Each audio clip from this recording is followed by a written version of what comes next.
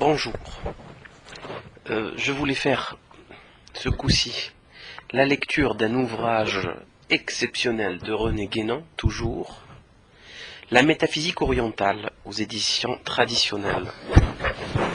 Donc c'est un petit livre, un petit ouvrage de 25 pages qui vaut le détour, mais vraiment. L'ISBN de cet ouvrage est le suivant: 2 71 38 0056 0. Donc il s'agit ici de la métaphysique orientale par rapport à la métaphysique occidentale qui a totalement disparu. Il va de soi qu'il s'agit ici de l'étude moderne de la question, puisque selon Guénon, la métaphysique est une et indivisible. Hein. La recherche du créateur, de la cause suprême, est une et indivisible pour tout le monde, hein, quel que soit l'être humain sur la planète Terre. Mais à un moment donné, il traite de deux questions que je trouve extraordinairement importantes, notamment sur la difficulté de concentration des gens. Alors je vais vous lire le paragraphe et on en discutera. Alors page 15. Nous ne voyons donc aucune difficulté à reconnaître qu'il n'y a pas de commune mesure entre la réalisation métaphysique et les moyens qui y conduisent, ou si l'on préfère, qui la préparent. C'est d'ailleurs pourquoi nul de ces moyens n'est strictement nécessaire d'une nécessité absolue, ou du moins il n'est qu'une seule préparation vraiment indispensable, et c'est la connaissance théorique. Celle-ci, d'autre part, ne saurait aller bien loin sans un moyen que nous devons ainsi considérer comme celui qui jouera le rôle le plus important et le plus constant. Ce moyen, c'est la concentration. La concentration. Et c'est là quelque chose d'absolument étranger, de contraire même aux habitudes mentales de l'Occident moderne, où tout ne tend qu'à la dispersion et au changement incessant. Tous les autres moyens ne sont que secondaires par rapport à celui-là. Ils servent surtout à favoriser la concentration et aussi à harmoniser entre les divers éléments de l'individualité humaine afin de préparer la communication effective entre cette individualité et les états supérieurs de l'être. Donc je voulais parler, c'est évident là dans ce paragraphe qu'il met le doigt sur le plus grand malaise actuel de l'humanité, hein, de la société. C'est la génération zapping, l'information à la seconde, etc.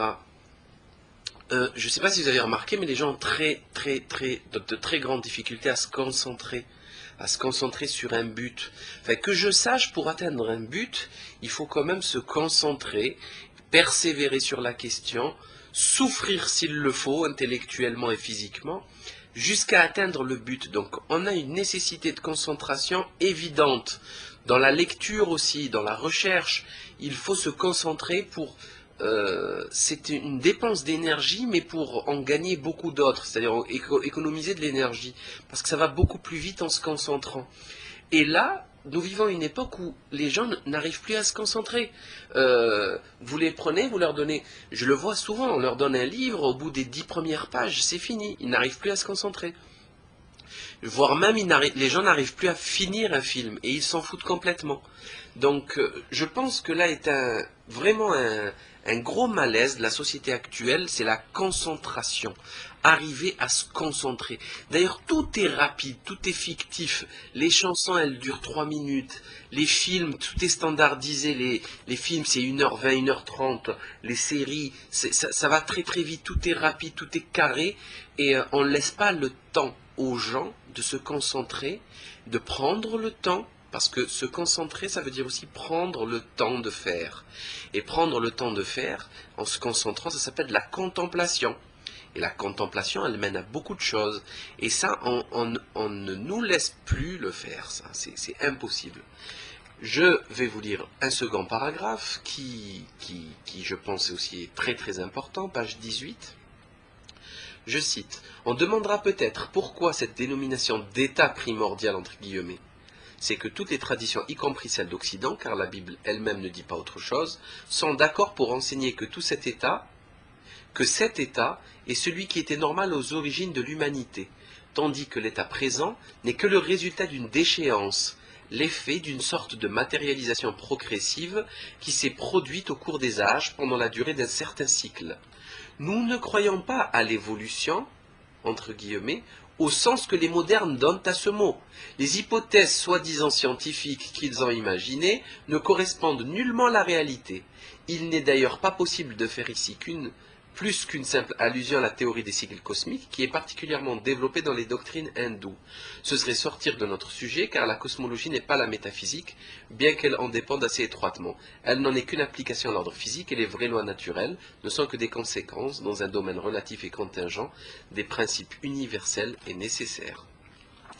Donc il va de soi que, comme je l'ai dit, et comme le dit Guénon, et comme beaucoup de gens le disent, que la modernité est une erreur, est une tare, est une bêtise, est un accident historique dans l'humanité.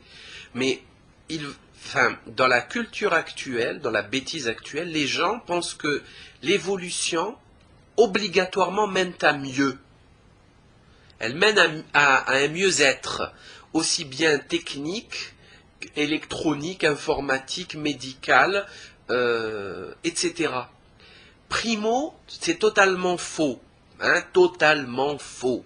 La bombe atomique, l'armement, la bombe nucléaire, bactériologique, chimique, bombe H à neutrons, etc.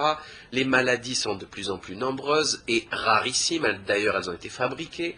Vous voyez le sida, le SRAS, Ebola, etc.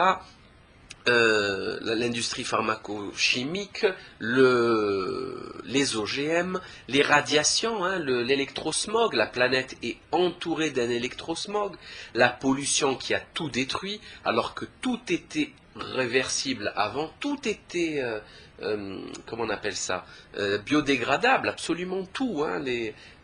On n'utilisait pas de sachets, on utilisait un couffin. D'un coup, l'être humain a commencé à utiliser des sachets jusqu'à créer une décharge, un dépotoir de plusieurs centaines de kilomètres carrés sur les côtes américaines. Une boue qui flotte à la surface, un truc monumental. Tout ça, c'est des déchets, alors qu'il suffisait de prendre un petit couffin en paille et l'utiliser pendant 30 ans. Enfin, c'est quand même hallucinant l'évolution moderne où elle nous mène. Et donc, là, René Guénon, encore une fois, met le doigt sur quelque chose d'important, c'est que l'évolution actuelle est une déchéance, une dépravation, une dégénérescence de l'humanité. Pourquoi ? Il y a encore un autre point qui peut nous aller dans notre sens, et il est très simple, c'est que plus on s'éloigne de la source, plus on est diminué, obligatoirement, puisqu'il y a des pertes en chemin. Que ce soit le savoir, la persévérance, on ne sait plus qui on est, etc. Et que je sache, le seul moyen d'être identique à son ancêtre, ou meilleur, c'est d'en faire autant. Et que je sache actuellement, on est dans un monde de flemmardise la plus totale. Plus personne ne veut travailler, plus personne ne veut faire l'effort. Donc comment voulez-vous progresser et améliorer l'humanité en faisant moins? Ça, ce n'est pas possible.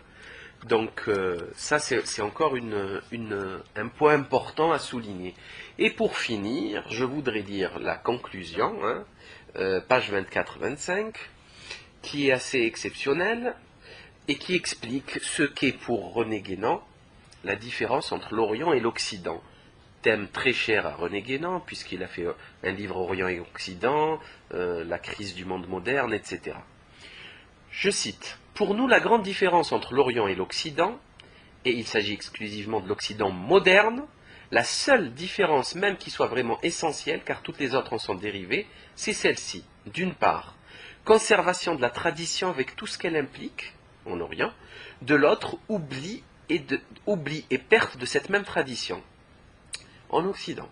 D'un côté, maintien de la connaissance métaphysique, de l'autre, ignorance complète de ce qui se rapporte à ce domaine. Entre des civilisations qui ouvrent à leur élite les possibilités que nous avons essayé de faire entrevoir, qui lui donnent les moyens les plus appropriés pour réaliser effectivement ces possibilités, et qui, à quelques-uns tout au moins, permettent ainsi de les réaliser dans leur plénitude, entre ces civilisations traditionnelles et une civilisation qui s'est développée dans un sens purement matériel, comment pourrait-on trouver une commune mesure? Et qui donc, à moins d'être aveuglé par je ne sais quel parti pris, osera prétendre que la supériorité matérielle compense l'infériorité intellectuelle? Intellectuelle, disons-nous, mais en entendant par là la véritable intellectualité, celle qui ne se limite pas à l'ordre humain ni à l'ordre naturel, celle qui rend possible la connaissance métaphysique pure dans son absolue transcendance. Il me semble qu'il suffit de réfléchir un instant à ces questions pour n'avoir aucun doute ni aucune hésitation sur la réponse qu'il convient d'y apporter. Je finis la conclusion. La supériorité matérielle de l'Occident moderne n'est pas contestable. Personne ne la lui conteste non plus, mais personne ne la lui envie. Il faut aller plus loin. Ce développement matériel excessif, l'Occident risque d'en périr tôt ou tard s'il ne se ressaisit à temps, et s'il n'en vient à envisager sérieusement le retour aux origines, suivant une expression qui est en usage dans certaines écoles d'ésotérisme islamique. De divers côtés, on parle beaucoup aujourd'hui de défense de l'Occident, mais malheureusement, on ne semble pas comprendre que c'est contre lui-même surtout que l'Occident a besoin d'être défendu, que c'est de ses propres tendances actuelles que viennent les principaux et les plus redoutables de tous les dangers qui le menacent réellement. Il serait bon de méditer là-dessus un peu profondément, et l'on ne saurait trop y inviter tous ceux qui y sont encore capables de réfléchir. Aussi, est-ce par là que je terminerai mon exposé, heureux si j'ai pu faire sinon comprendre pleinement, du moins pressentir quelque chose de cette intellectualité orientale dont l'équivalent ne se retrouve plus en Occident, et donner un aperçu, si imparfait soit-il, de ce qu'est la métaphysique vraie, la connaissance par excellence, qui est, comme le disent les textes sacrés de l'Inde, seule, entièrement véritable, absolue, infinie et suprême. C'est ici que finit le livre, le fascicule, la métaphysique orientale de René Guénon. Donc je pense que c'est exceptionnel, il n'y a rien à dire de plus. C'est évident qu'il y a un gros problème entre l'accumulation de richesses et de gadgets et le bien-être physique, vu le nombre de consommations d'antidépresseurs des Occidentaux, hein, et la désertification des sourires et du faciès des Occidentaux.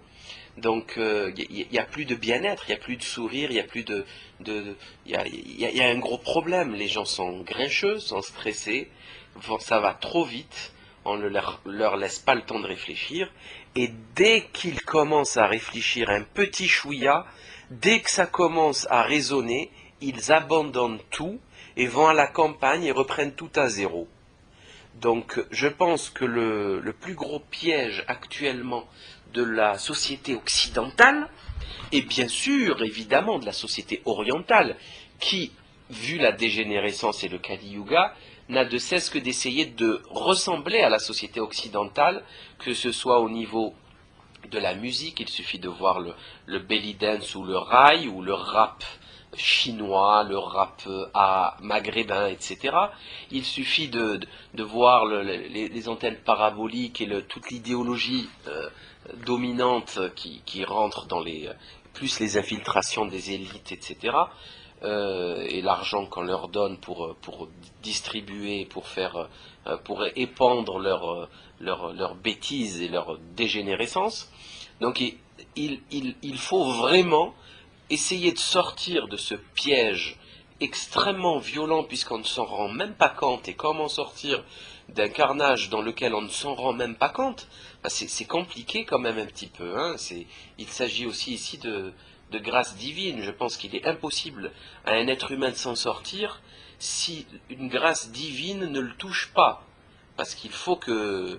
c'est difficile, on ne peut être conscient de ce qu'on ignore, et encore moins y réfléchir et y méditer. C'est pas possible. Il faut une étincelle, il faut une petite lumière, il faut une petite aide.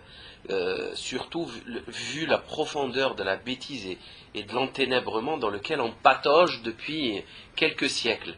Donc il faut absolument sortir de ce cercle vicieux, de cet ouroboros, hein, de ce serpent qui se mord la queue, et essayer de voir plus clair. Ce n'est plus possible de se noyer dans cette croissance exponentielle, cette accumulation de richesses fictives qui mène à rien, qui mène absolument à walou, rien, nada, zéro, niet, elle mène au désastre. Voilà, c'est simple. Ultra-consommation, hyper-consommation, le pouvoir d'achat, la ménagère de moins de 50 ans, la croissance, le PIB, les consommateurs, enfin, c'est effrayant le langage que l'on utilise. Le langage quotidien qu'utilisent les médias corrompus propagandistes du régime actuel sont effrayants. Ce n'est plus possible de traiter les êtres humains comme de la marchandise. Ce n'est plus possible. Il faut aller chercher ailleurs autre chose. C'est évident. Quoi, je ne sais pas. Il semble que j'ai été assez clair. Mais si vous voulez chercher autre chose, faites-le donc. Mais arrêtons de grâce de rabaisser l'humain dans ce qu'il a de plus dégradant, dépravé, de dégénéré. Nous ne sommes pas des marchandises, qu'il n'en déplaise à Sarkozy en disant que l'homme n'est pas une marchandise comme les autres. Dixit Sarkozy, l'homme n'est pas une marchandise comme les autres. Il l'a dit dans un meeting. Nous ne sommes pas des marchandises. Lui-même est une marchandise, s'il le veut. C'est un produit Dolce Gabbana, c'est un produit Prada, c'est un produit Dior, il n'y a pas de souci. Nous ne sommes pas, nous, des marchandises. Nous sommes des êtres humains, des créatures extrêmement précieuses. D'ailleurs, comme toute autre créature sur Terre, qui mérite le respect et une vénération grande. Tout ceci a un objectif. Il faut essayer de prendre du recul, de lever son nez du guidon et essayer de prendre du recul sur les événements. Ça ne va pas du tout ce qui se passe, mais alors là, pas du tout. Et avec tous ces bouseux orientaux qui essaient de ressembler à un Occident décadent en pleine destruction interne, je vois pas où on va comme ça. Franchement, je vois pas du tout où on va. Tout le monde veut avoir sa télé, son écran plasma, son micro DVD ou micro internet, je ne sais quoi, sa voiture, ses Ray-Ban, ses Nike Shox Air. On n'en sortira jamais. Jamais. Donc voilà, c'est encore René Guénon qui, 50 ans, je vous laisse imaginer ce qu'il dirait maintenant de la société dans laquelle on est. Parce qu'il y a 60 ans, maintenant, je imaginais, enfin c'est comment le monde était, hein, c'était pas, enfin je sais même pas comment il aurait pu voir la télévision. Ça l'aurait franchement, je pense, choqué beaucoup de voir une journée de TF1. Ouais, voilà, enfin c'est terrible, terrible, terrible, terrible. Donc voilà, à méditer et surtout à lire un petit ouvrage de 25 pages qui est vraiment primordial et capital pour comprendre la situation dans laquelle on est. À très bientôt.